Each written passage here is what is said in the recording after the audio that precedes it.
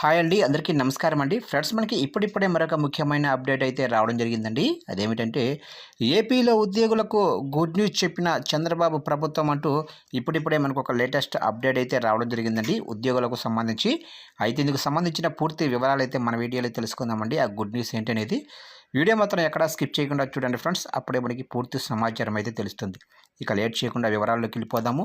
ఇక రాజ్యాంగ దినోత్సవంలో ఆంధ్రప్రదేశ్ ముఖ్యమంత్రి నారా చంద్రబాబు నాయుడు కీలక వ్యాఖ్యలు చేశారు. ఇవాళ ఏపీ సచివాలయంలో జరిగిన 75వ రాజ్యాంగ దినోత్సవం కార్యక్రమంలో సీఎం చంద్రబాబు పాల్గొన్నారు. ఇక ఈ సందర్భంగా ముఖ్యమంత్రి మాట్లాడుతూ స్మార్ట్ వర్క్ చేయండి, సాయంత్రం 6 గంటల తర్వాత ఆఫీసులో ఉండొద్దని సూచించారు.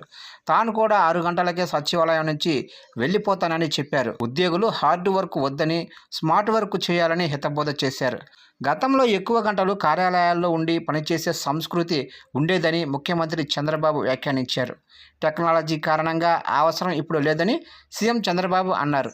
6 గంటల తర్వాత ఎవరు కార్యాలయాల్లో ఉండొద్దనేది ఇప్పుడు తన విధానమని అన్నారు. సచివాలయ ఉద్యోగులతో సహా ఏ ప్రభుత్వ ఉద్యోగులు కూడా ఎక్కువ గంటలు కష్టపడాల్సిన పని లేదని చెప్పారు. స్మార్ట్ వర్క్ ద్వారా మంచి ఫలితాలు సాధించవచ్చని అన్నారు. తాను కూడా సచివాలయం నుంచి 6 గంటలకి ఇంటికి వెళ్లేందుకు ప్రయత్నం చేస్తున్నానని ముఖ్యమంత్రి తెలిపారు.